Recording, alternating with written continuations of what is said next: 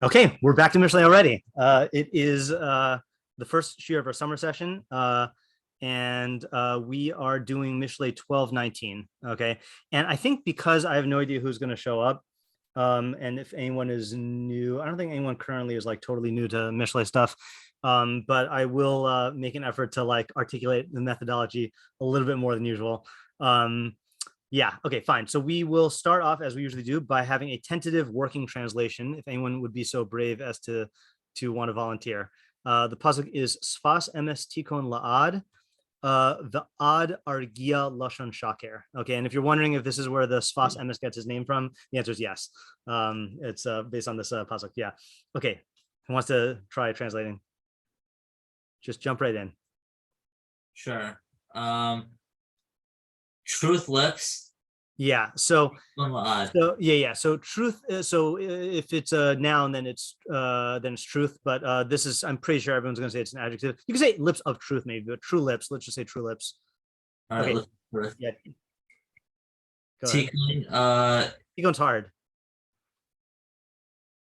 Is it like tikon? Like tikon? No, that's with a kuf. So it's not established. No. So, it is established. Yeah. But not established the way that you were thinking. Yeah. Okay. Yeah, because a cane with a chaf nun is a base to establish as a base, whereas like your type of established like a takana. That's what you're thinking of, right? Like to be misaki. Oh yeah. What a different type of establish? Yeah, let's actually look at our friend the BDB and just see what they say. Okay, so clicking on here. So we have in the BDB to be firm, okay, to arrange, direct, put right. Oh, so this is like the this is the shorts of kavana, okay, to be set up, to be established, or a throne, like to set up a throne, to be fixed, determined in a moral sense is to be directed aright, to prepare, be ready, okay, like hachana. Okay, so a lot of different oh my goodness, lots and lots of different varieties here. Yeah, mechavein, machon.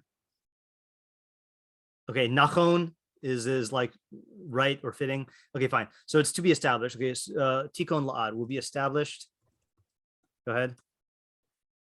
In perpetuity. Yep, in perpetuity. Ooh, fancy English there. I'm just gonna say forever for us lowly normal speakers here. Okay. The ad argia lashon shaker, and we see here that argia is Mitzudas Tion says it's lashon rega. Sadigon also says it's from rega. Okay, so the ad argia, that's a little bit difficult to translate. Ad argia. Yeah, I'm not gonna try. Okay, but lashon shaker is lashon shaker. Okay, a false tongue. Okay, so but a false tongue. Ad argia means for a moment. Okay, that's how I would translate it, for a moment. Okay, so true lips will be established forever, but a false tongue for a moment. All right. So then we got this weird thing, and I don't know what to make of this. In fact, I saw someone make an observation about this on Facebook about the Targum in general.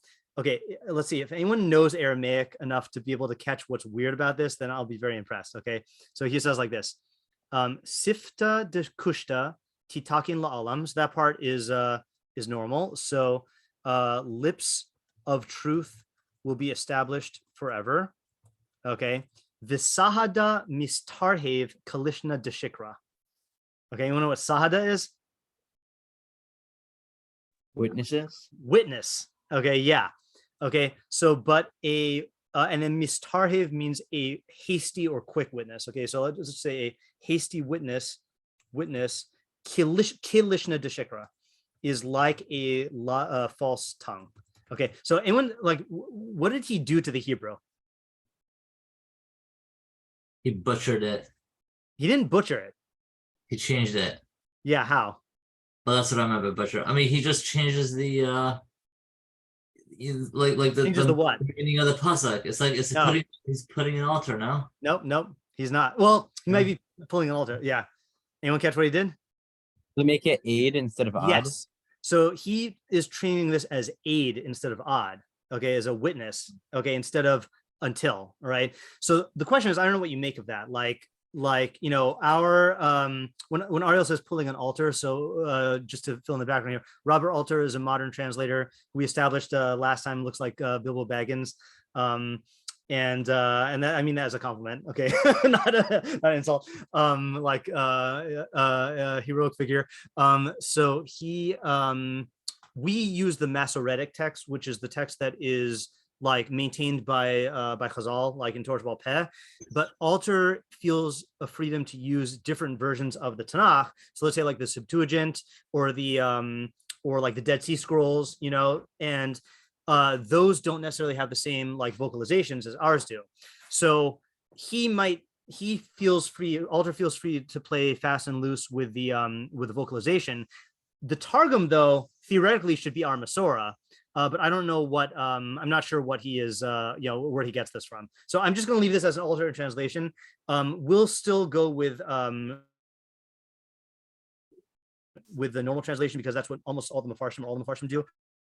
But we'll leave this here. Here's a question. Okay, so Art Scroll says, true speech is established forever, but a false tongue is only for a moment. I did not bring my living nach with me, so we don't have living nach. Alter says, true speech stands firm always, but a mere moment, a lying tongue. Okay, so fairly straightforward translation here. What are our questions? That is the next phase of what we do here. Well, it's interesting that we did have like the word aid a couple psukim ago. Yeah, let's just quickly review because we this is kind of in line. Again, you don't need to know the previous psukim in order to interpret this, but just to rev up into it again. I think our most recent theme started with 17. Yafiach emuna yagi tzedek, one who spouts or who expresses faithfulness will declare righteousness. Ve'ed shekari mirma, and a witness of falsehood, deceit. Then yish bote kamad karos charav ulashon chachamim marpeh. There's someone who I think announces or pronounces like the stabbings of a sword, but the tongue of the wise heals. And then we have our pasuk. So yeah, so it would not be unusual if this was an aid, even though our vocalization doesn't say that. Okay, so what are the questions here? Questions and problems.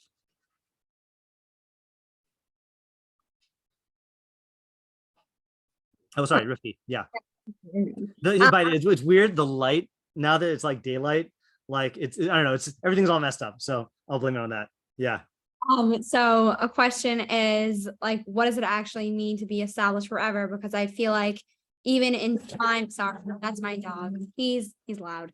Even in times where, let's say like, the Holocaust or communist Russia, could you say that afterwards that like the truth will come out if, like, what does it actually mean? Okay. So what does la'ad, okay, forever, mean in this context? Okay. Is it literal? And then I think implicitly you're asking, is this actually true? Okay. Yeah. I just guess I'll say teeters because I don't know which one of you is raising a hand. Yeah. We both have questions. So okay. Great. Yes.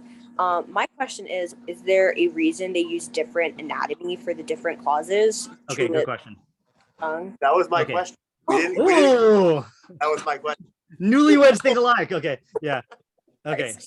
So why like, I guess, what do we make of the fact that it uses different anatomical references for speech? Okay, i.e. Lips versus tongue. Yeah, Ariel? Wait, can I Oh, sorry. Yeah, Oren. add on to that? The way I was going to phrase the question is how come the pasuk isn't usually Mishlei are like opposites, right? Where the first and the second are opposite. Yeah. But here, because of that. So what do you make of that? Okay. Sorry, you cut off for 1 second. Ordinarily, Mishlei pasukim are opposites, but here what? Here they're not because they have different subjects.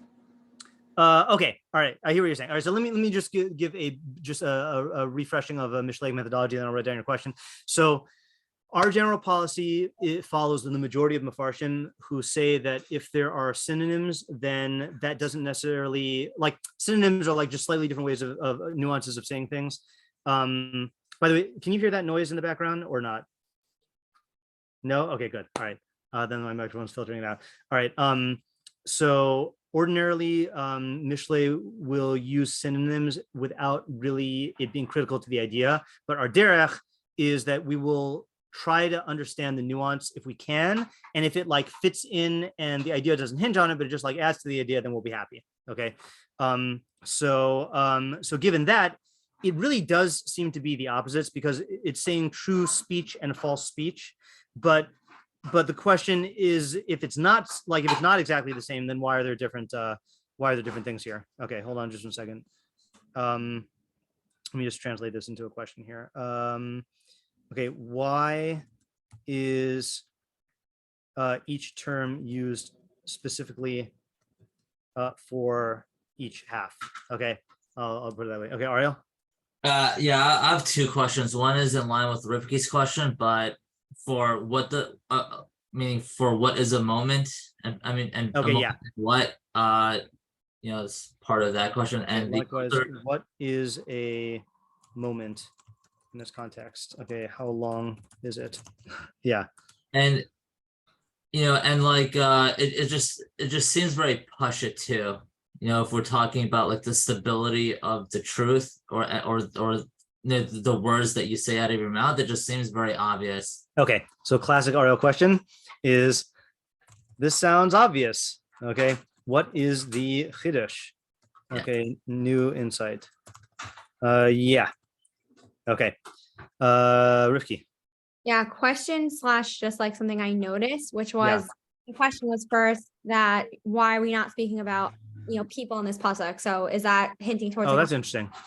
Okay, I'm gonna add that on to, actually no, I'll put that as a new question, which is like, I'm gonna put it this way: who are the people in this pasuk? Okay, and I'll say like it doesn't make reference to any Mishleic archetypes or even any people at all. Okay. Consequences. Like I feel like, meaning there are obviously consequences because we know, like we've learned Mishlei, but like pshat, it just doesn't really feel like there's actual consequences. Okay. So what are the benefits and consequences of each half? Yeah, it's almost like halfway consequences, because it is saying like presumably being established forever is a good thing, and presumably only being for a moment is a bad thing, but it doesn't really spell out what the what those the significance is.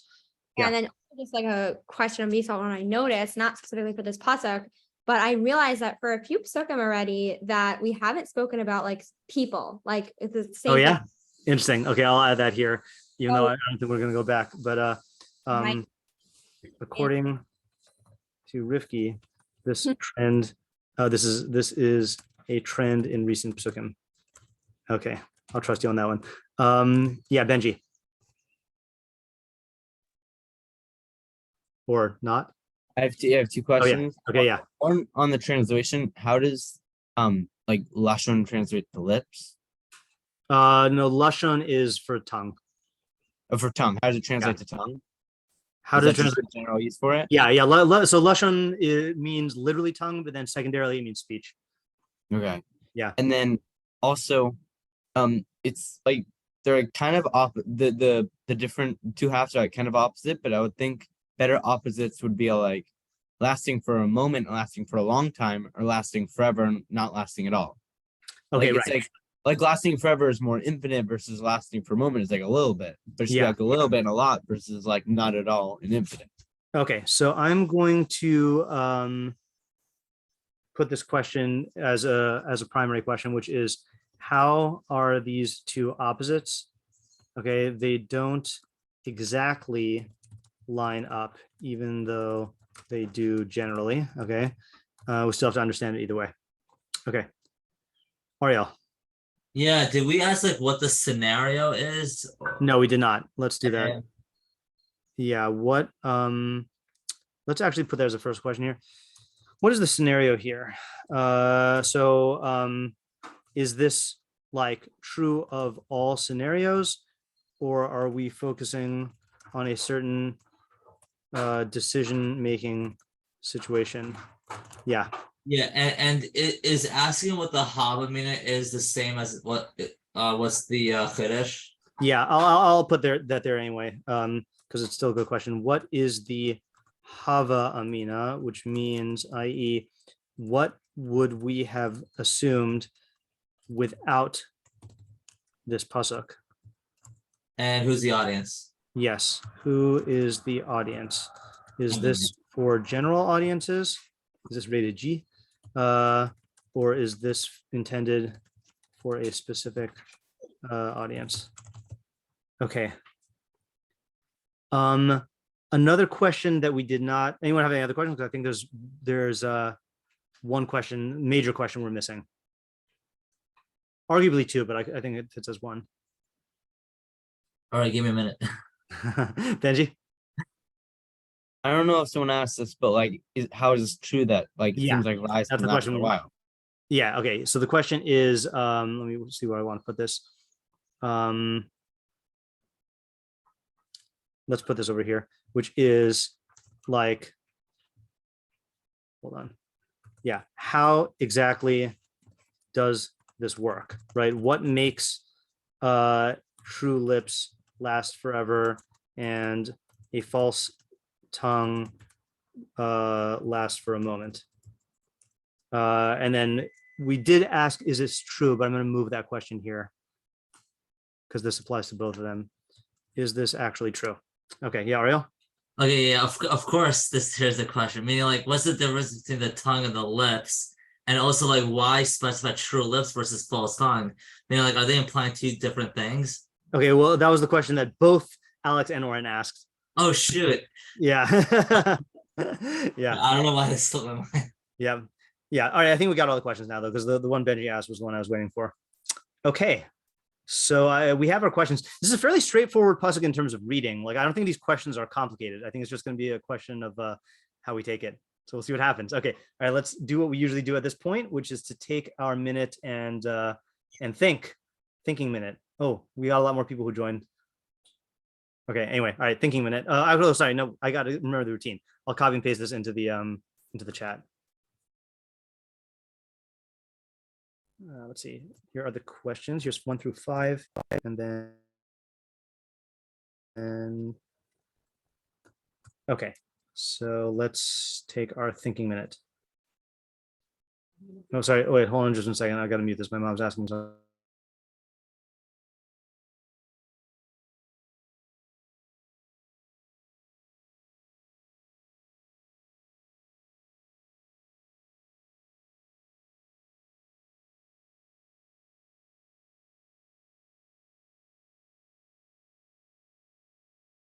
Hold on, I said hi.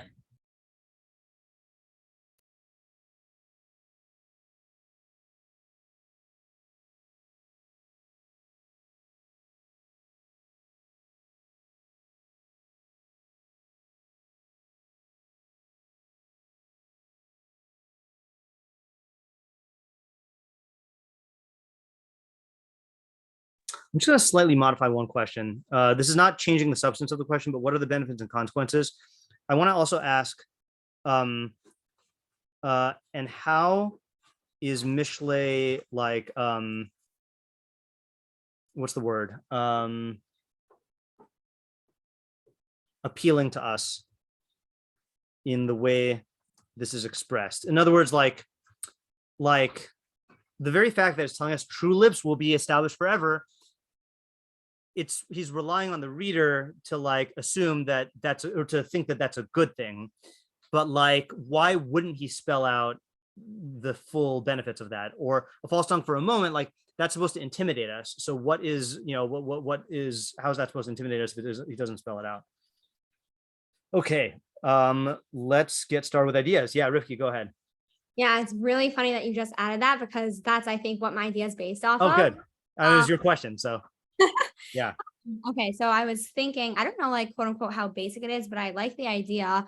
So I was thinking that what he's appealing to is this notion, and I think it also relates a lot to Kohelet, which obviously makes sense. But I think what he's appealing to is the idea that we often want to have like some sort of legacy. Okay. I think that this is like a Mishleic, like a Chachma way of doing that, because obviously we know, like it literally says in Kohelet, like you can have $1 billion and leave all of it to your kids, and then like you have no idea what's going to happen. But the difference is that with truth, no matter what, will always, like, I guess, perpetuate and be in the reality.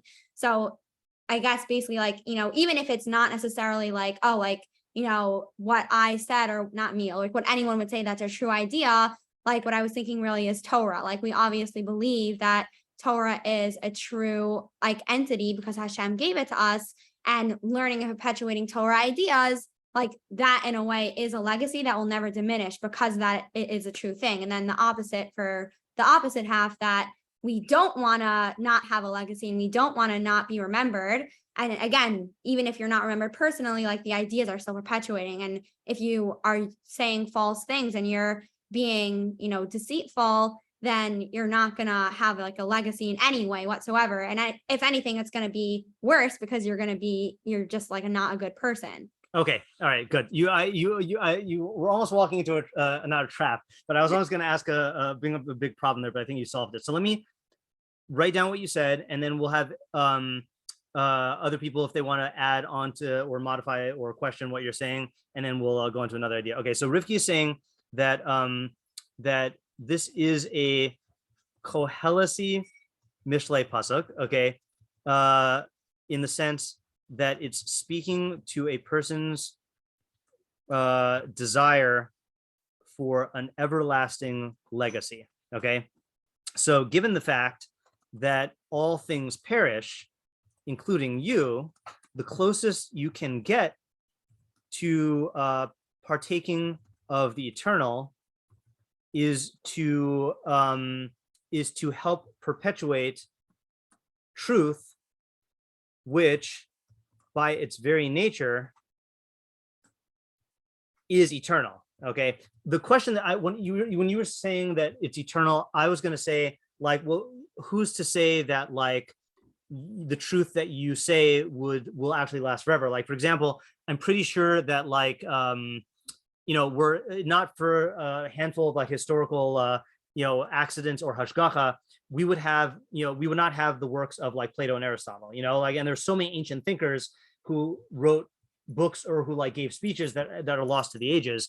So just because you say something true doesn't necessarily mean that it's going to be eternal. But then I think you answer that by saying that, yeah, there's no guarantee that your words will actually last forever. But what you're doing is you are advancing something that, even if in fact it's not around for all time, it is the only type of thing that like is actually eternal. So you are partaking. That's why I'm using this word, like partaking of the eternal. Yeah. Also, yeah. What I liked about this also was that I think it also answers the question of why does it not say like a specific Mishlei person, because it doesn't have to be a specific Mishlei person. Right. And I think this like you said, this addresses the question of why it's advertising the benefit as lasting forever, because that's exactly what this person is trying to get. Now, just going the other way, did you just say what you said one more time for the second half? I mean, I know it's just the opposite, but what's the I want to hear the way you said it.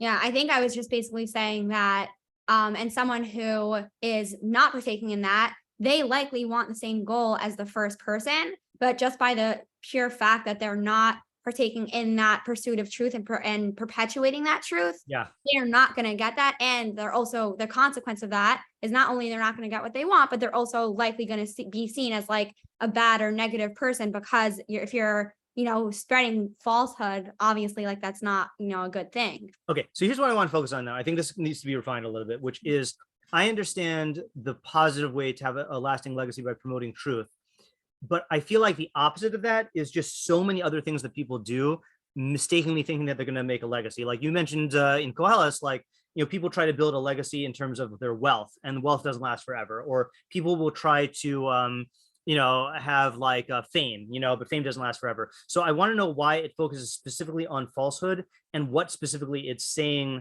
that you should not do as like a misguided way to do this. Now, just to remind us of our system here. So if you're raising your hand, that means that you have your own idea to say. If you do the party symbol like Alex and Oren are doing, then that means that you want to add to Rivki's idea. So Alex and Oren, what do you want to add or answer here? I wanted to question the idea as a whole, because in time there are people who become famous for like saying outrageous things that aren't true, right? So how would that play? with this, interpretation. Okay, good question. Rifki, what would you say to that? I think that what I would say, just, looking based off of a lot of history, is that I think, if not always, I feel like almost always, like at the end of the day, the truth comes out. And, let's say, I feel like, I think I said this before, but when you look at, communist Russia or, so many examples similar to that, they really, really thought that what they were doing was good, or, at least good for them. And I think, like, looking back at that, we obviously are all like, no. And even, America during that time period was also like, that's obviously wrong. Like, what are you doing? So at the end of the day, like, even though they thought it was right, it doesn't really matter. Not that it doesn't matter, but like, we know that Mishlei works within the realm of like, not just exactly that. And also not just one moment. Right. Okay. So that's one answer. I see Yosef's fireworks in a second, or party symbol, whatever you call it. But one answer that you can say is that, like, it's true that certain falsehoods could last for a very long time, but that doesn't make it a good decision. That doesn't make it a winning bet, like, and Mishlei is going to go based on the normal cases, the normal probability. In fact, I actually want to add something, since unfortunately Ayala can't make it for the summer sessions because she's in Israel. She did have a discovery that I wanted to share with everyone, and this is a good opportunity to share it. So I don't know how many of you have heard me or Rabbi Moskowitz say the acrobat, okay? But the acrobat story. So Rabbi Moskowitz's acrobat story is, he said he saw this interview with a woman who was like an acrobat who would do stunts on the wings of like planes, like those old-fashioned low-flying planes.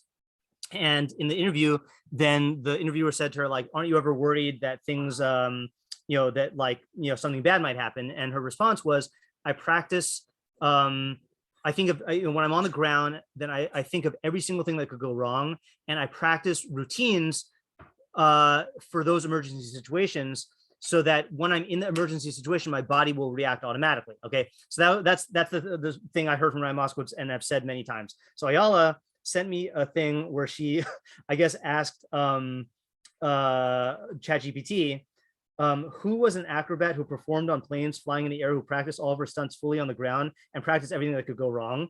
So it didn't occur to me that this is a real person. Like, I assumed that Ryan Moskowitz was telling the truth, but it didn't even occur to me to like look this up. Okay, so the response, now I don't know, this is ChatGPT, so I don't know if this is inaccurate, but we can look it up later. She sent this to me just like a little while before Shiur. The acrobat you were referring to is Lillian Leitzel. She was a renowned aerialist and circus performer who specialized in performing on a flying trapeze attached to an airplane. Lillian Leitzel was born in 1892 in Germany and became famous for her daring and death-defying acts. Leitzel was known for her meticulous preparation and rigorous training. Before attempting to any stunts in the air, she would practice extensively on the ground, perfecting every movement and technique. Additionally, she would also practice scenarios where things could go wrong, ensuring she was prepared for any unexpected situations during her performances. Now, so far, so good, right? But then it says, tragically, Lillian Leitzel's life was cut short in 1931 when she fell during a performance in Copenhagen, Denmark. Despite her extraordinary skills and preparation, accidents can still occur in high-risk activities like aerial acrobatics. So I thought that was very interesting. And what I remarked to Ayala is I said that even though Ayala said Mishlei she shouldn't have been doing that in the first place. My remark was that even though she failed, that's not a Mishleic failure, because Mishlei would still say that the right decision is you practice all these routines, and there's no way to ensure absolute success. You're just trying to like increase the probability to the point where it's the most reasonable decision. So like if a person pointed to her and say that she was using the wrong approach, that would be a mistake. So too here, it's true that you can have a case of a person who tries to create a lasting legacy by spreading lies, and they might even succeed. Like it might be that like a certain pharaoh was believed to have been a god for millennia, but that doesn't mean that it was the right decision, because like Rivki's saying, in all probability, the truth does come out over the course of time, and so that's why it's still a bad decision to like try to create a legacy through lies. Okay, Yosef, you also had a response. Yeah, I was just gonna say that like you see that, well, first of all, you're describing like resulting, right? Like just go right, results oriented thinking, right? You're resulting, like you're assuming that based off the results you're doing the right thing. But the other thing I was thinking of is that like you see even things that are lies, right? Like if you have just trolls, right? Like people were like clickbait or things like that, right? Yeah. Like you see that those are a big deal for like a second, right?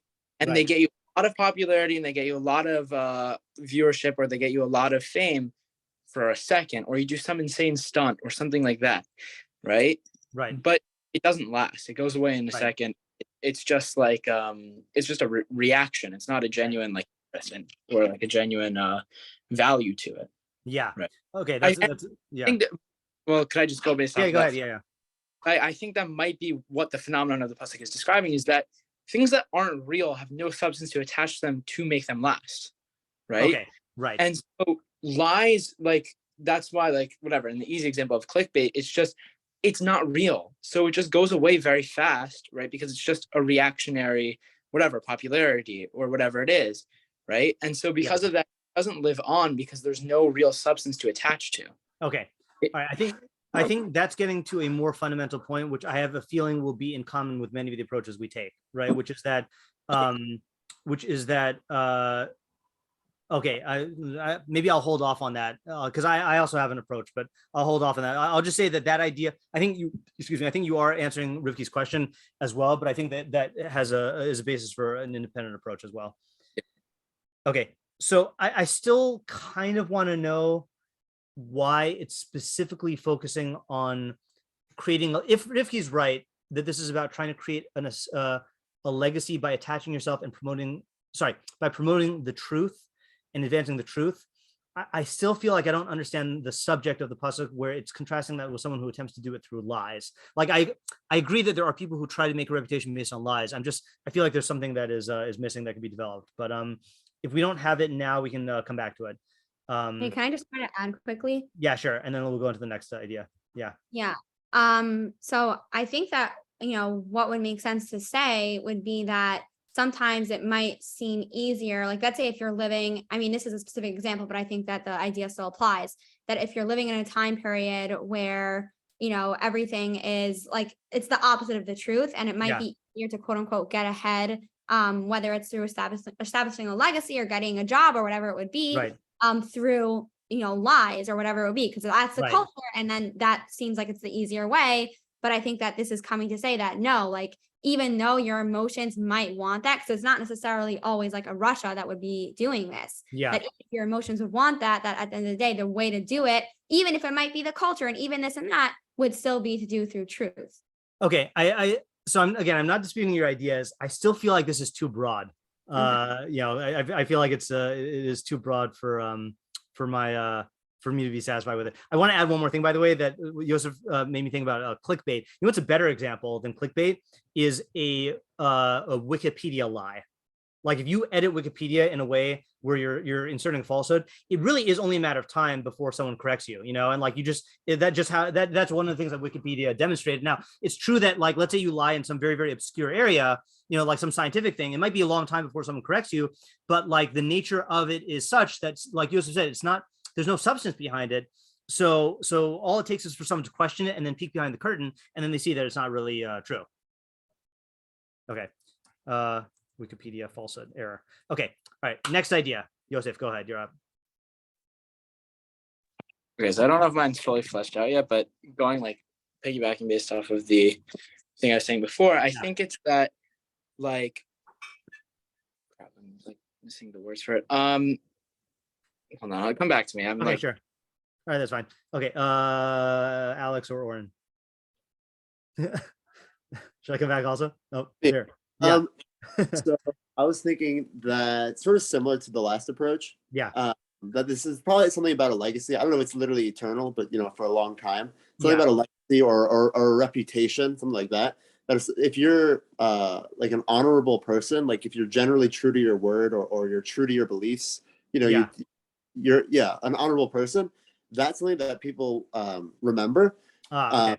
Something that people admire, and that's something that can build the name that can last for a long time. Yeah. But if you are a dishonorable person and and things like that, then though you might get ahead in the short term, in the long term you won't. Okay, good. And I would add one thing. So this is a little bit more. I don't know if you'll go for this or not. Okay. But one thing that's interesting here is the Sfat versus Lashon thing. Yeah. Where the Sfat Emet is somebody who has true lips, like it's their, well, let me go to the other one. So lashon, like you said, has two meanings. It can either mean tongue or it can just mean like their words. Yeah. So if you take lashon to mean here like literally their words, then it's interesting because it's saying that the things that they say might be remembered, but them as a person, nobody cares about. No, they're going to be forgotten. They're going to be gone. Yeah. But somebody who is true to their words, then it's not their words which are remembered, but it's them as a person themselves. Okay, yeah. The reason why I don't go for that is not because of the is not because of any interpretation of the particulars. It's because it seems like they are parallel. In other words, if you're going to say that, okay, or maybe I'm just misunderstanding what you're saying. Let me. I'm going to get down what you said first, okay, and then we'll see. We'll go from there. I think one of the Mefarshim said that this is talking about an ish sfas emes. Yeah, who is this? Yeah, Rav Moshe Kmachhi, who is the Radak's older brother, aka the fake Ibn Ezra, the one that's printed as Ibn Ezra, says sfas emes is hadobros edus emes, who speak true testimony. Okay, he says it's in testimony. He tikon la'ad derech tefilah. I don't know what he's saying about that, but this is the part that just supports your linguistic interpretation. Hatam ish sfas emes. So the meaning is a man of true speech. Okay, so let's do this then. So the first half is talking about a person who speaks truthfully. And the pasuk is saying that, and what do you say it means that he'll be established forever? Like that his reputation or his reputation, his legacy. Okay. So let's just, I'm gonna only avoid using the word legacy to differentiate from Rivki's, which is talking about like an eternal legacy. So his reputation will like last forever. Okay. And this is quote unquote forever, right? Forever. In that people will always remember his honesty. The second half is talking about someone who I guess is habitually lies, or who regularly lies. Yeah, who lies, is dishonest, cheats, tries to get ahead through dishonesty. Okay, and the pasuk is saying that so when it says then it will only last a moment, meaning that his reputation will be gone.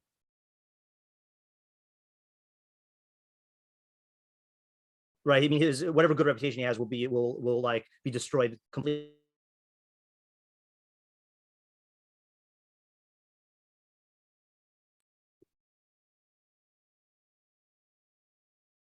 I don't think we could hear you anymore. I'm not conscious. No, we can. Oh, you can. Okay. All right. It says my internet connection is unstable. That's disconcerting. All right. Well, we'll see what happens. I guess you'll tell me if I vanish. I think it actually fits better if you say that any single lie can instantly destroy your reputation. Okay. I like this interpretation. Now, you wanted to say that this also explains the lips and tongue. Can you try that one time? Okay. I'm not saying that lashon here has to mean speech, but I'm picking up on the fact that lashon has a double meaning, and I'm saying that what's the double meaning there? Is lips and speech. I think that was what I was missing. I think that was the miscommunication. Both of them mean true speech or true lips. I'll put that in the translation. All right, so then that yeah. Okay. Yeah, I still like your idea though. Yeah. Okay. Anyone want to add to Oren's idea? I'm looking for party symbols and I don't see any. Yeah. I think we still need. We gotta. It's an imperfect solution to have the party symbol just because it doesn't make it go up on the screen. Okay. Anyway. All right. I have a solution to that. I have a solution. Sure. Yeah. Go ahead. And I think it's because when a lot of hands are up, that's more priority. Yeah. So if you want to see someone, they have to raise their hand and have a party symbol. But then that also cuts in line though, right? No, but but again, you're only cutting a line for that. Oh, I see what you're saying. Okay, so you just remove that's true. hand That's true. immediately. Okay, that is a good system. Yeah. So okay, that's a good system. Okay, Yosef, did you remember your idea? We'll figure out. Yeah. Yeah. Okay, but I think like in terms of leadership, right? Yeah. I think that similar idea, but like even let's say you have a situation where you have some situation where you can either like strategically lie, right, and have the people still trust you, or you can be open and then the people will be like panicked or whatever it is, right? Whoever you're leading panicked. I think it's saying that you will like even though in the short term there might be panic, in the long term there will be you'll be established as a leader, and that's why it's la'ad, right? It's telling you that it is a moment where there is a benefit to the lying, right? But saying that overall you're better off with creating that transparency. Okay, I like that interpretation of the moment. Okay, so the reason why it's saying sefas versus lashon is because I think that I'm not sure, there's a bit of a stretch, but I think that it just like your tongue is just like the producer of words, whereas your lips are like what give it precision. Oh, interesting. Right? Okay, and it's saying that there's just maybe it's saying that there's some precision to the truth that we'll pick up on, right? And that like people can kind of tell if you're lying or not, and that like it won't end well for you if you lie or if it comes out that you lie. Okay, I hear that. I'm gonna try to get the main idea first, then I'll try to flesh that out. Just one question: you're not limiting it to leadership? You're just using that as an example? No, I think I'm using that as an example. Okay, all right, that's good. Yeah. All right. So in other words, like this. So the pasuk is addressing a situation in which you are tempted to lie in order to address like the emotions of to placate, I guess, or I don't know if placate's the right word, the emotions of the person to whom you are speaking. Okay, the pasuk, the second half tells us that this will only hold up for a moment, but once your lie is exposed, then you will be discredited. The first half advocates an approach where you don't attempt to engage in this band-aid like solution, and even though there may be unrest in the ranks, you will ultimately be established as someone who is trustworthy and reliable. Unrest and unreliable, which will give you the sought after benefit in the long run. So in other words, like this, I'll give you an example of this. Maybe this is a common example, is that it really bothers me when like parents of young kids will tell them a lie to calm them down, just in the moment when it is clear that like the kid is going to figure out that the parent was lying, and that's just going to destroy the kid's trust in the parent in the long run. So the thing that's motivating the parent to do that is that they want their kid to feel security in them, but by attempting to like have this band-aid type solution of lying, then they're really just going to undermine any long-term trust. So it's really in their best interest to like be straight with the kid and like be clear, even if it means that the kid's going to cry or be upset or whatever, and to not like undermine that basis. Let me just add the point that you made about the lips and the tongue. Perhaps lips is associated with the first half because it implies precision, whereas tongue is just what produces the sounds. It's raw. It's like I don't know the exact distinction. I'm saying like sefas implies that there's some kind of precision to it, whereas like lashon is just like a noise. Like it's just like it's just like Baalma. It's like just Right. there. Yeah, I hear. Okay, I like this idea though. And then I'm just going to put in parentheses, example is leadership and parenting. Yeah, I want to add another example. I think that kind of brings it out is like you see when people commit like fraud, it does not often work out for them, right? Like they try and they're like, okay, I'll like push off my issues and like using the fraud, I'll buy some time that'll fix all my issues. It very often does not work out, you know? Right. Like it's not fix. It's a very good short-term fix, but it never really works out in the long term. Yep. There's way too many movies to recommend where that to recommend for that. But if I had to recommend one movie, then no, there's too many movies. I was gonna say just because it was on my mind recently is Catch Me If You Can, which is based on a true story. Excellent movie, but there are many. I was about to say that. Yeah, it's such a great movie. I actually think that the best Mishlei movie I've seen about how lies catch up to you. This is gonna sound like it's a weird, obscure movie. This is also based on a true story. It's called Broken Glass or Shattered Glass. It's about a real journalist who worked for some big publication like the Wall Street Journal or something like that, some big thing. And the guy who plays him is the guy who plays Anakin Skywalker in the prequels, Hayden Christensen, who's like, what was that? No, I got the name backwards. Yeah. Okay. And he makes up stories, but he makes up stories that have such rich detail that like people don't catch him and he's a good writer. People don't catch him for a while, and then it ends up destroying his whole reputation. So, spoiler alert. I mean, that's the whole movie, but yeah. Okay. Good ideas. Okay. Next, Michael. Wait, can I just ask sorry. Yeah, Riff, you want to add?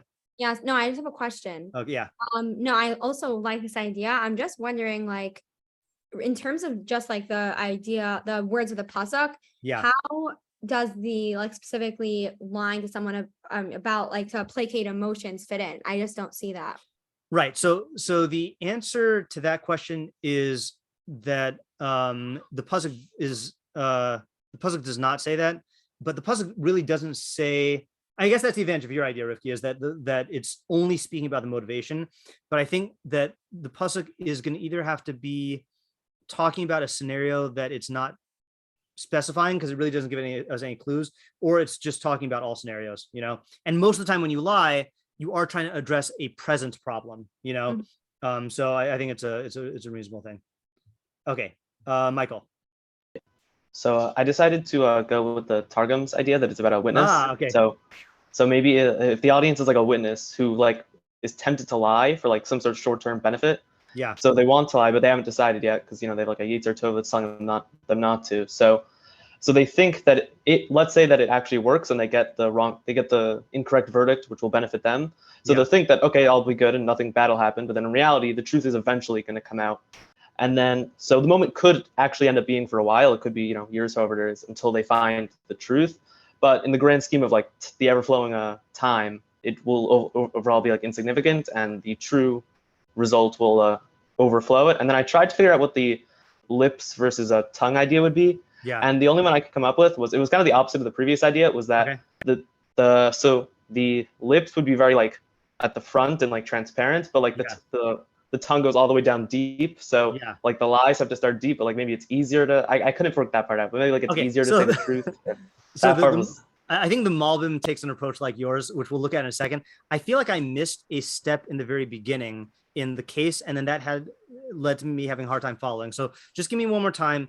What is the case of the hasty witness? In what sense is he hasty? And then you just start from there again. I think I just missed that step and I couldn't follow. So the audience would be a witness who wants to lie, so they'll get some sort of benefit because they could be being accused, or they could just be in general, and then if they don't think about it, they'll just quickly utter a lie to protect themselves. But. Okay. So this is a gut reaction lie. Okay, so this is another interesting motive for lying. So I think the hasty lie is its own category, right? So there's like the premeditated lie, where you work out a whole scheme about, if I deceive this person in this way, then like I'll get this result. The hasty lie it's just the easiest thing. Like, let's say someone is mad at you or someone's accusing you of something, and you just say, I didn't do it, or like it was so and so, you know, and you just come up with the shortest route out. Okay, that's like the type of lie that we're talking about here. So So let me just write that out here. Okay, so this is Targum. The pasuk is addressing someone in a witness position. Okay, not necessarily in court. I'm inferring from the way you're talking about it, where he is faced with a situation that could turn out poorly for him, okay, or an incentive for a benefit, and he hastily lies without thinking, simply because it's the most efficient way to obtain that result. Okay, the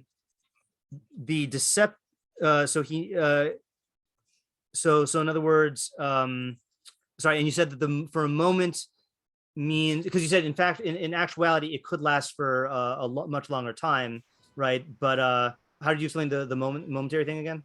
So like in theory, he could, if it's in a court, he could get the verdict he wants, or if it's not in a court, the result he wants could happen, but eventually the truth's going to come out and it's going to be insignificant.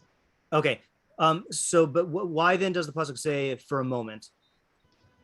Well, that would be the idea that. Oh, sorry. That's the hastiness. Sorry, I was still reading the old way of the pasuk. Right. This is he doesn't say for a moment. He says a hasty witness. Yeah. We don't have to confine it to a moment. Okay. Yeah. All right. So this may net him the desired benefit for a while, but eventually the truth will come out.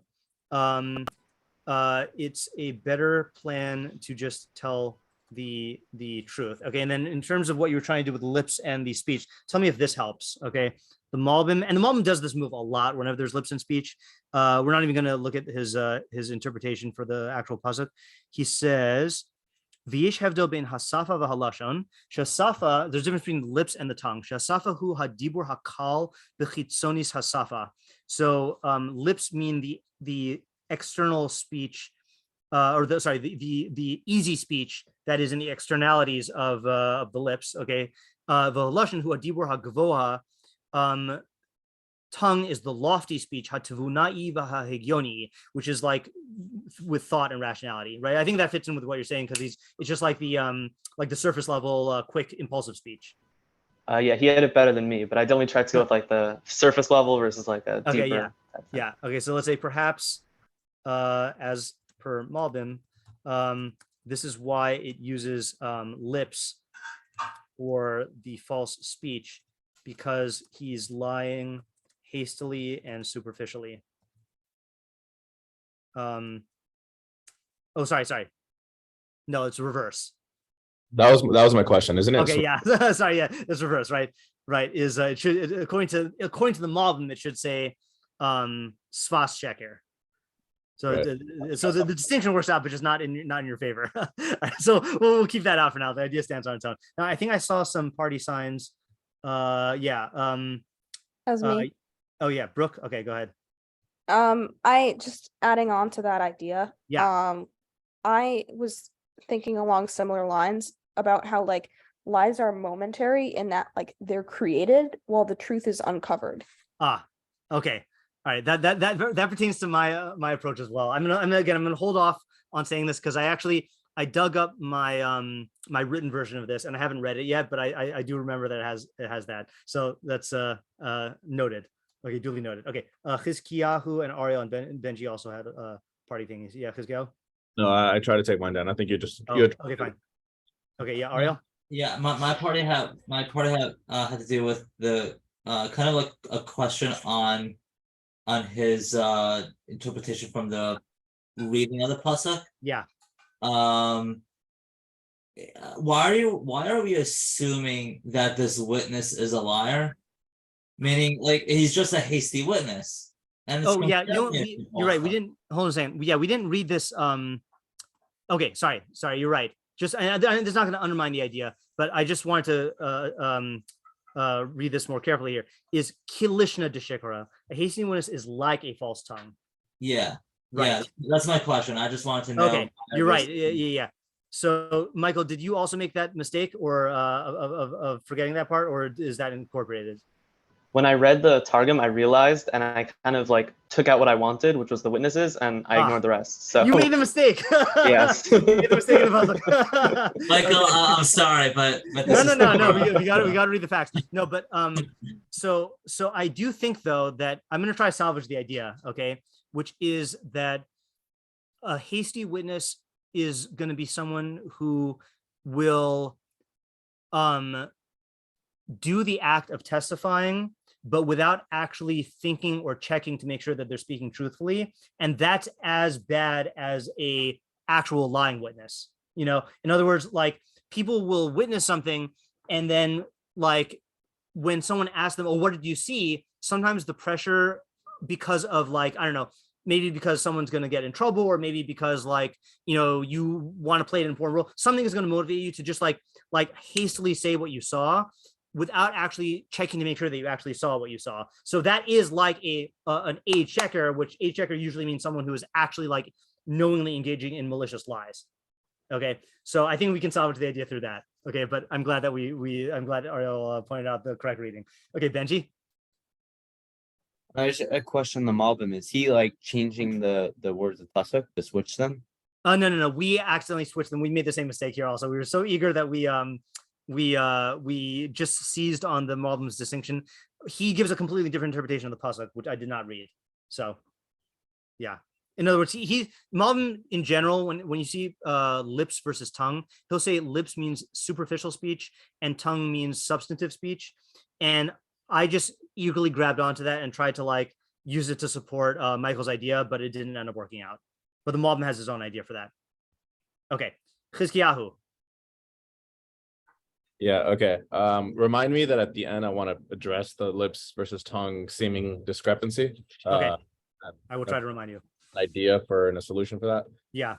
Let me read my notes. Okay, so I would say that this Mishlei, I think I'm probably going to be in a lot of ways closest similar to Yosef, and I guess Michael's like looking at it more from the Targum's perspective. Yeah. Also, this is while this is more of a creative part aspect of the sleep, I don't think it's necessary, but I just thought it was interesting. I remember you saying once that there's a two shorish theory, two base shorish theory. Yeah. So I do think that it's interesting that Sfat, or whatever you say, is like similar to Shofet, you know, again with the two letters. Right. Yeah. That refers to it like that. Yeah.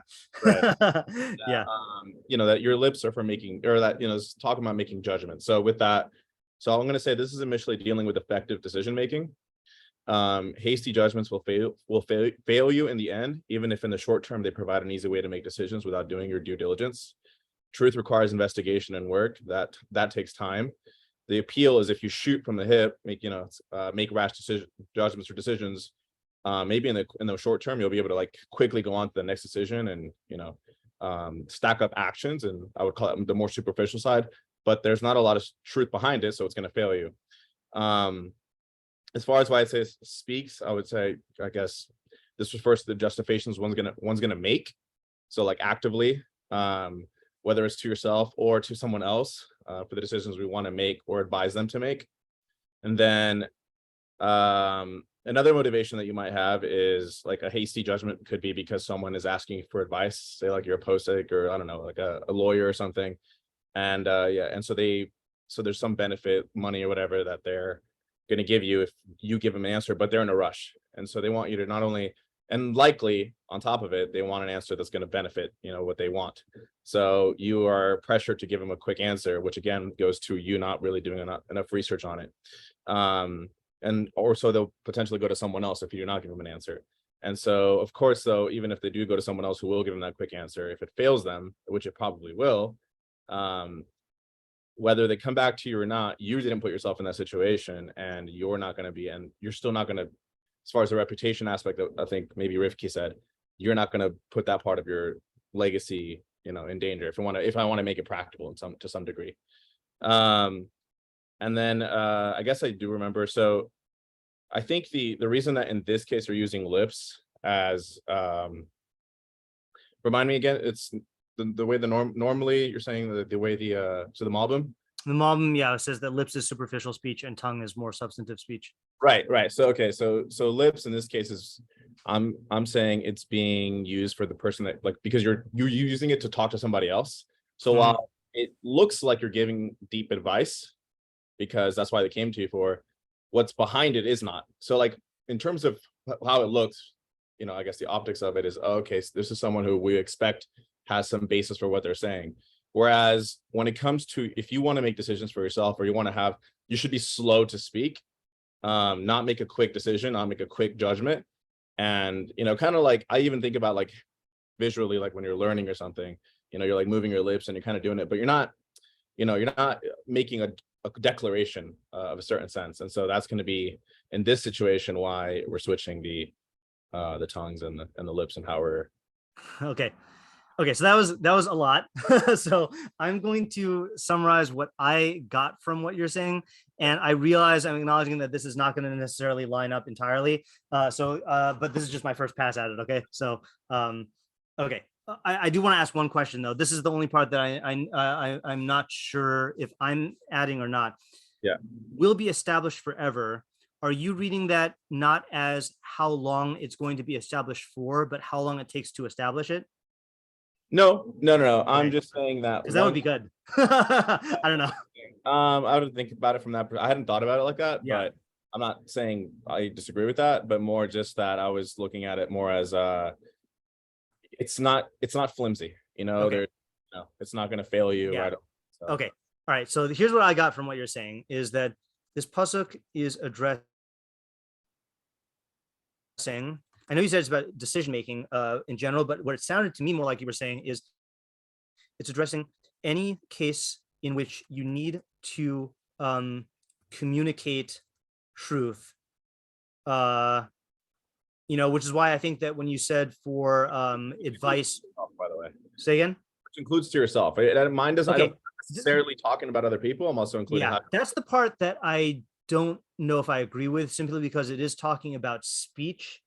And so, yeah, like it's true that we talk out our thoughts, but if it was that's the part I wanted to clarify. That's I think it's using speech in the sense of there's an action, because there's an action. Speech is an action versus, there's a kind of a pre-stage of just thinking. Yeah, you have to say like, okay, once you act on the thing, or once you decide this is the thing I'm going with, that in a sense is like a speech for yourself. It's how you're relating to the decision. You're declaring that this is what I'm doing. Whether you're actually literally speaking, I'm not really like, I don't. Okay. Like that, so. All right. So I'll meet you in the middle here. Okay. To establish truth. Okay. And you're tempted to do so hastily, when in fact, it takes a lot of time and deliberation to establish truth, which is certain. Okay, that's the main. Okay, hold on. Yeah, and hastily decided conclusions, even when they look substantive. That's like spoken with the tongue. Okay. Will in reality be flimsy, and will not stand the test of time. Yep, perfect. Okay, good. All right, I like that. Okay, Ariel, and then we'll go to the to my idea and then the Mefarshim. Okay. Rosh, you're gonna have to brace yourself for a second. Okay, I'm holding okay, because I think because I do have like one question which kind of sparked the whole line of thinking. Yeah. Is why is it limiting it like true lips versus, let's say, true, what about a true tongue? Meaning like, is one excluding the other? It's like, I don't know. I don't think it would. I think true lips and a true tongue will be established forever. Okay. So I'm gonna start with like the tricky part is the logical flow of like learning one from the other, but the subject of the pasuk, I think, is the lasting the lasting of the words that's out there in the world. Okay. But so I'm gonna first define the tongue and the lips. The tongue, like if you look at the like the mouth, the tongue is almost like it's hidden. It's like it's in the back. Right. Like, right. Like the saying, like hold your tongue. Mm-hmm. Don't say like don't say it. Right. But the lips, it's like it's already like in the front of your mouth. It's like it's already. I'm gonna translate it as like it's already out there in the world. It's like you already said what you said. Yeah. So I want to say that that what I want to say that whatever you say, whether it's true or it's false, will be established forever. Okay. And I'm getting that because the second half of it, because either half the puzzle doesn't really differentiate between the lips and the tongue. It kind of just like highlights one specific case. Okay. Let me try to say it like one more time. Okay, because you realize that the big obstacle to what I've heard so far is it says true lips will be established forever. It doesn't say, right? Yeah. So, and I'll explain to you why even false lips will be established forever, because the reality is you said it. You just made a lie. It's your reputation will be lasted. The words that you said, your reputation will now be lasted forever. Like your words are now out there. Yeah. Like you can't really, take that back. Yeah. Right. Okay. You don't like it. You want what I'm thinking of? Have I ever told you the story of Rav Chaim and the Grizz and the matzahs? Sorry, not Rav Chaim and the Grizz. Hold on. The Grizz and Rav Moshe and the matzahs. Have you heard this story? No. Okay, I gotta tell the story. So I heard this from Rabbi Fox. Okay. And the only thing I don't remember is this is a great story. Okay, this one's for the books. Okay, if there's one thing you remember from this year, then remember this. Okay. No, I'm not finished with the idea. So. Oh, it doesn't matter. No, I'm gonna tell you this, and then maybe you're gonna not say the idea. Okay. So there's a halacha. Okay, that on Shabbos you need lecha mishnah, right? You need 2 whole loaves. Okay. And the halacha is that if you don't have a whole loaf, like let's say for example let's say you have like a loaf of bread and let's say like it cracks, okay, but it doesn't completely separate. So when you make hamotzi, you should put it together so that it looks whole, okay? And let's say the 2 halves completely come apart, you should let's say like I don't know, you have a toothpick, put the toothpick in there and like stick them together so that it looks whole, okay? So that's a halacha by bread, all right? So the same halacha applies by matzah, where with, let's say, Ashkenazi matzahs, even though they're thin, then if, let's say some years people get like the hand-baked shmur matzah and like it's all broken. So when you make hamotzi, if you don't have lechem mishnah, you should fit them together so that they look whole, okay? And that's the halacha. Okay, so the way the story goes is that there was one year where they ordered matzahs for brisk, or they got matzahs, and somehow like almost all of them broke, okay? So Rav Chaim told his 2 sons, the Grizz and Rav Moshe, to before Yom Tov, like find the pieces and like match them up in a way where when it comes time for hamotzi, they'll be able, they can just take the puzzle together pieces and and say hamotzi on them. Okay, so Rav Moshe and the Grizz divided them up. And they each started like working on like putting together the puzzle pieces. So some time passes by, and again, I forgot who this was with, so I'm just gonna say that Rav Moshe had like looked over to his brother and saw that his brother had like tons of like assembled matzahs, and Rav Moshe had only a few. So he said to his brother, like, how is it that you're able to assemble so many like so many intact matzahs? Like, how do you find all the pieces that perfectly fit together? And Rav Moshe and the Grizz said, oh, when I find 2 pieces that don't fit, I just break off a little here and break off a little here, and then I stick them together. Okay. And Rav Moshe said the people do the same thing when it comes to svaras. Okay. Is that they have a theory, and if the facts don't fit, they just break off a little here and break off a little there, and then they put it together and then it all works out. Yeah, okay. I'm still gonna say the idea. Okay, all right, go ahead. Okay, fine. But if it'll make you happy, I feel like you are just kind of walking in with this idea, and then they're just conveniently ignoring the words in the pasuk and the way that the syntax, the pasuk is saying it to just like fit your idea in. Where it turns out that false lips also last forever, and But go ahead. All right. You're done. You're done. Okay, fine. If it'll make it happy, you could just get rid of the fact that I said even false speech will be established forever. Okay, because I think the idea is still there. Okay, look. We'll give you a fresh start here. Okay. Okay, fine. Up until now, up until the fact that I said false lips will be established forever, just ignore that. Just delete that for a second. Okay, fine. Yeah. Fine, whatever it is. Throw them into the sea. Yeah, go ahead. Okay, but with the false speech, it's something hidden. Like you haven't really expressed that out into the world. So now the question is like why even for a moment will it not be lasting? Yeah. Right. So maybe you could say that that it's internal. Like even for you yourself, if you have that false thought or something that you're about to say, like even for that moment, it's like it can impact you for in a way where like you'll be whether or not it'll even give you the hobby to either tell a lie or like tell the truth.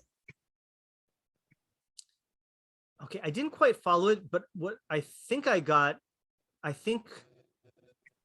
I didn't get it. Meaning like it's false, but you didn't bring it out there, right? So who's it false to? It's false to yourself. Okay. Oh, I see what you're saying now. You're saying the tongue is kept in the mouth, and therefore, even if you're not saying it, then it's gonna still affect you momentarily, because you're building a habit of thinking these things, and even though you haven't expressed it, but okay. So yeah. Here's the thing. I think I have two objections to this. Okay, one is similar to my objection to Chizkiyahu, which is that that I don't. Maybe this is the same objection, but maybe it's just one objection. The pasuk is about speech, and yeah, this is one objection. So the pasuk is about speech, and like I said in the methodology, my methodology, not the Malbim's, my methodology, and all the other Mefarshim other than the Malbim, and maybe reverse, is like don't make the ikar of the pasuk based on the nuance. All right, the nuance should contribute to the idea. And it sounds like what you're doing is, it sounds like you're saying that like the fact that it says tongue versus lips is like essential to the idea, so essential that you're not even reading the second half as necessarily being about speech, right? You're saying that the person's not even saying it. Oh, well, you're saying it to yourself. Saying it to yourself, yeah, again, but that's not really about speech. That's the same as thinking into it yourself, right? Yeah, I'm not sold on the idea. All right. I mean, maybe I'm not disagreeing with the concept. I'm disagreeing with the interpretation. Okay. All right. We work on it, and you can post it in the Mishlei after party chat, if you want. Yeah. Oh, by the way, I should mention just before I forget, we always have a Mishlei after party chat. But if anyone is going to be planning to be here during the summer and you want to join that chat, then just let me know and I'll add you to the group. Don't let me know now, but like text me and let me know, because that's where we discuss the idea throughout the week, or stuff like that. Okay, Chizkiyahu, and then I want to go to the Mefarshim. Okay. Okay, so this is a separate idea. I just kind of like developed. Okay. As Ariel was saying, I'm not sure exactly what caused it, but so there's so more like a Havamina Maskana kind of take. Yeah. So it's like it establishes this kind of thing that we said earlier. Yeah, it's obvious, right? True lips speech will be established forever. Okay, right. Who doesn't think that? Right. Maybe that's because there's a Havamina that along with that obvious thing. So therefore, the direct opposite of that must be, well, not exactly the direct opposite. I guess I would say that false tongues or false speech is so deadly that you make one mistake, like you make a mistake when your philosophy or whatever it is, your premises, that potentially you can hit a point of no return. You won't be able to come back and fix it. Right. And so it's saying, no, that's not true, actually. thankfully, when it comes to false speech, that is temporary, and there's an opportunity, which even if it blows up in your face, that too is good, because it allows you to see that there's a mistake, and go back and, I don't know, make teshuvah if it's, if that word is even necessary, or if you have to go that far, maybe, or intellectual correction or whatever it is. Okay. So to boil it down, the uniqueness of this reading is it's saying false speech only lasts for a moment, but not forever, and you can rectify it. Right, because I feel like, and then I think part of my motivation for this was I noticed that we had a very, I don't know how to say it, like maybe bleak. We were treating the second half as negative. Yeah, right. And maybe it's saying, and I would say it is negative, but there's a positive aspect to that negative. There's a silver lining to that, which, is that you can come back from. Okay, I do. So I don't know if I'm sold on that as an interpretation as like the pshat of the pasuk, but I definitely think that the idea emerges from what I'm going to say as the pshat, and I think it is a good like positive spin. So let me share with you again. I haven't reread this since I wrote it however many years ago, but I did note in my notes that this is based on the Rambam and Rashi. So let's just read Rambam and Rashi together, and then we'll read what I wrote as my summary. So Rambam says, "Svas emes, davar emes yihi nachon v'tzudak tamid." A true statement will be correct, and these are two words for correct, will be firm and correct always. Lo yitachin chilufu be'es min ha'itim. It will never be able to be changed. Okay, now that on the surface sounds absurd, because like, you can lie, okay, but you'll see what he's getting at in a little while. V'amnam, however, lashon sheker, false speech, im haya shebemikre yitzdak be'es ma, even if it will incidentally or by chance be correct, meaning like momentarily, lo yiskayim, it will not last. Imad rega, it will only last for a moment. Shehuz man katzer meod, which is a very small amount of time. Lo yitachin sheyitzur ktsas mimenu lefi hanachas alashon v'hamashal shene'emar. Okay, so it gives a reason why he's interpreting it that way. Hold on a second. Lo yitachin sheyitzur ktsas mimenu lefi hanachas alashon v'hamashal shene'emar ki harofe yibane mitzad shekara l'reuven harofe shehu boneh. Ach im ne'emar harofe yirafe. Okay, I don't understand this example, but I actually want to skip that and just go to Rashi for a second. So what does tikon mean? Tis basis v'tikayim. It will be established, like the word basis, like a basis, and it will be made permanent, made firm.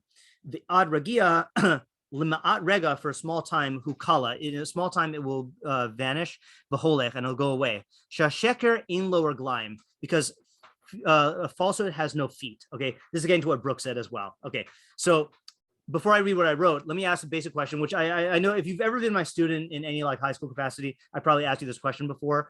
So the question is, what is the definition of true?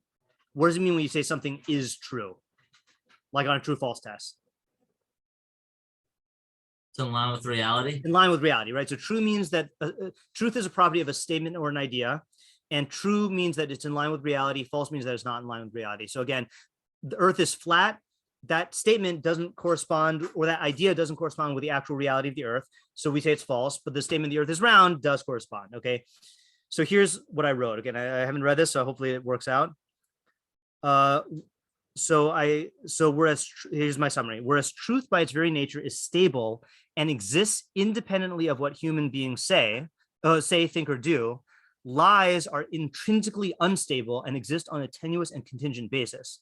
Since lies are cover-ups of reality, okay, so let's understand that first, okay, right? So that's what I meant by saying truth by its nature is stable. That the statement the earth is round, that statement will always be true, okay? And if you can, okay, when I say always be true, like, yeah, if you flatten the earth, then now you're not talking about the same earth anymore, okay? But in other words, the statement, the truth, the fire is hot, okay, right? That statement, if it is a true statement, then it is always permanently true, because that statement is being held up by the reality itself, okay? It has legs, as Rashi says, okay? But lies are only propped up by the fact that people reinforce them. The lie does not rest on anything in reality. It's only resting on the fact that you have said it and people are believing you. But once you stop saying it or people stop believing you, then it loses all power. Yeah, Ariel? Yeah, there's a great way to remember sheker versus emet in that sense. Yeah. you look at the letter sheker, shin, kuf, resh, like they're very unstable because of like I've heard of that. Right? But emet, like the olive has two legs, sound the mem and the top. Nice. Yeah. Okay, good. That's cutesy. That's an example of like the cute form of like gematrias and like things like that. Like it adds a little like spice. Whatever. I'm glad you like something I said today. I do. Yeah.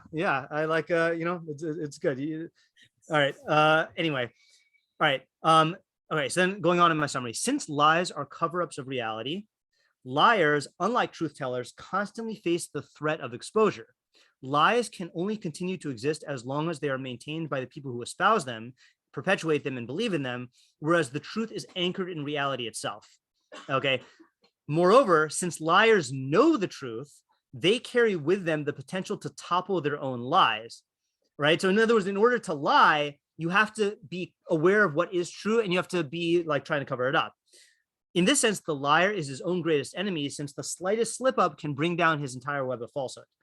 Thus, by telling the truth, a person endows his words with the same quality of Thus, by telling the truth, a person endows his words with the same quality of permanence as reality itself, and doesn't have to worry about being found out, since truth is not a cover-up operation.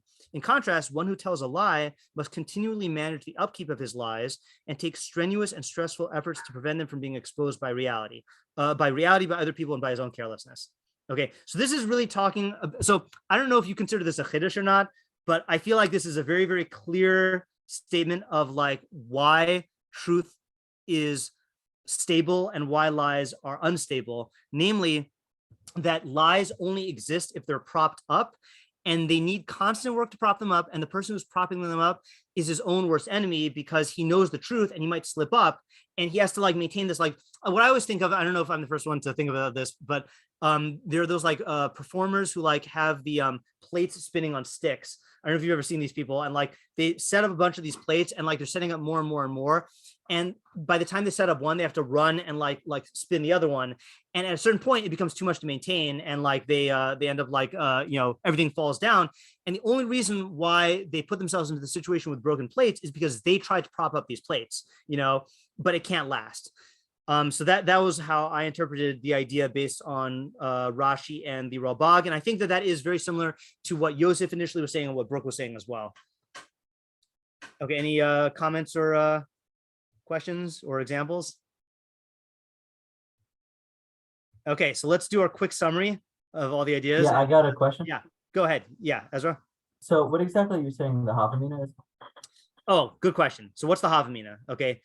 So I think the Havamina is one of these. So Mishlei has two Havaminas, okay, which is, in Gemara, you only have a Havamina if it's rational, okay? In Mishlei, you have a Havamina even if there's no rational basis for it, but if emotionally it feels true, So I think the Havamina is that if you tell a lie, then you can like set it and forget it, or that like once the lie takes root, then you don't have to worry about it anymore, And what this is saying is, no, you're making a mistake. You're thinking of truth.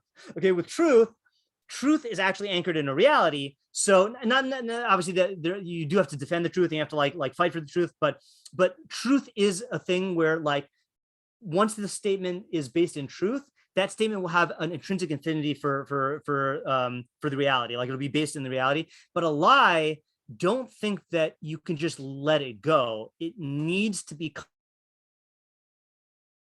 constantly propped up by the person who knows what the truth is.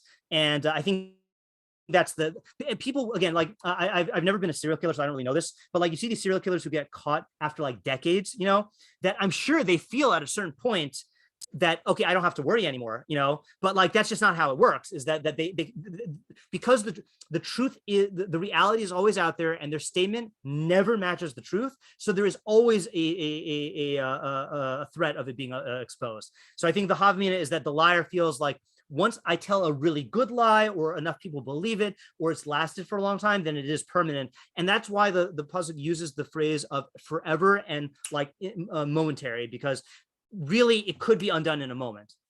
I'm glad you asked that question. That's an important part of the idea. Yeah, Benji? To add on to that, one of the, I guess, emotional incentives of trying to like have this Havamina that once you tell a lie, it'll just like remain. Is that like you can lie and change the reality. You can make reality what you want it to be. Right. So when you lie, that it's just gonna be easy to keep the lie because reality will be whatever you want it to be. Yes. Okay, good. So that's the so what I was answering for Ezra is like the conscious or subconscious emotion, and what Benji's saying is like the unconscious emotion. The unconscious emotion is I feel like I can change reality based on my lie, and that's what really drives it. Okay. Quick reminder for protocol. I never read the chat. I'm looking at this now, but I don't read the chat. So if you want to say something, you got to say it with your lips. Okay. Yeah, Rifki. Yeah, just who did you say your idea was based off of again? I got it from Rashi and the Rambam. I think this is what the Rambam meant when he said that the truth is always firm and it's not possible to change it at all forever.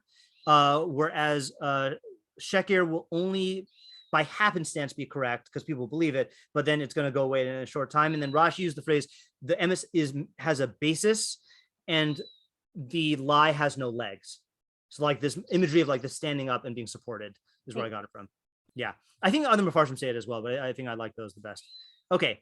I think there's a really good Rabbani Yonah also, but I don't want to read it right now. I'm done. Okay. I'm not done because it's bedtime though. I'm done because I'm done. Okay. I don't need to justify when I'm done. Okay. No, I want to keep it at an hour and a half if we can. Okay. So quick review. Okay. Rifki's idea was, I think, the most ambitious and has great potential because of its Kohelesi nature, but I still think it needs development, which is that it's talking about the desire that every human being has to want to relate to the eternal.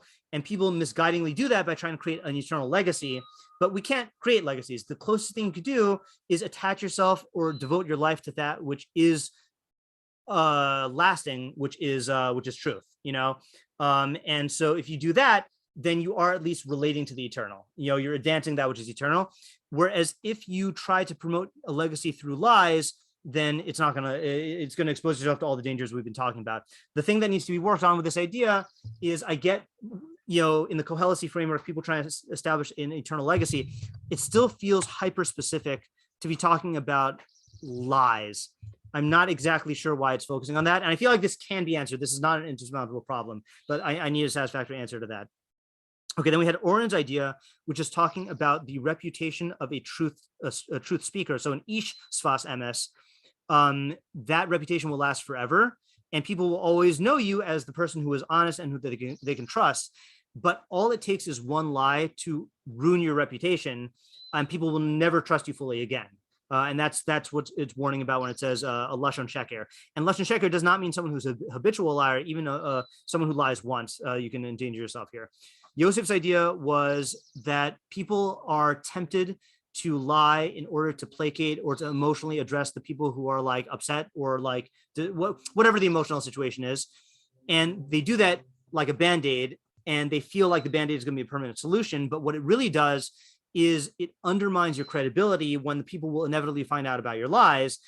And if you really want people to take security in you, then your best bet is to tell the truth, even though you're going to have to endure the present feeling of people like being dissatisfied. I'll give you another example of this, other than leadership and parenting, is I've heard, thankfully, I don't think I had teachers who did this, but I've heard stories about like people in like school or in yeshiva or seminary whose teachers would like make up answers if they didn't know the actual answer. They just like make up answers on the spot, because they didn't want to be seen as someone who couldn't answer a question, or they felt like if the kid doesn't get an answer, then like they're gonna like go off the derech or something. And like all that does is it's a Band-Aid. And like if the kid finds out that the teacher made it up or that it's not true, then that's going to destroy their trust. It's much better as a teacher to say, okay, I don't know. And yeah, the student's going to have to like have this feeling of discomfort about being in doubt. But you know what? That's like Sadigon says, like that's part of the knowledge process. You have to like be in doubt, and at least there, I'm not going to be deceiving you and like leading you on, and then you're going to find out that I was lying. Like, no, okay, I'm all my cards are on the table. I just don't know the answer to the question, Okay, that was Yosef's idea. Michael's idea was based on Targum, was that it's talking about someone who has to testify, and they might just testify hastily where they don't check all of their facts. But because they do that, they could end up in a situation that's as bad as a false witness, because the truth will come out, and it's going to be you're going to get all the consequences of the truth coming out. So again, this is any testimony circumstance. It could even be someone who like asks you, are you sure about that fact? And instead of looking it up again, you just say, yeah, I'm sure about it, or are you sure that Rebbe said such and such, like you have to make actually sure that you're quoting the person correctly. Okay. Chizkiyahu 1, based on the Targum, was talking about where you need to be deliberate in establishing the truth in speech, or he said for yourself, but I think it's speech to other people. And if you are not deliberate, you're going to run into a similar problem. And speaking authoritatively, with tongue speech is not really going to help, because the only thing that really goes into this is the precision of your analysis. And then Chizkiyahu take 2. Oh, I mentioned that Chizkiyahu's take 2 fits with the application, is that that the one upside of false speech lasting for a moment is that you have the truth now that you can tell.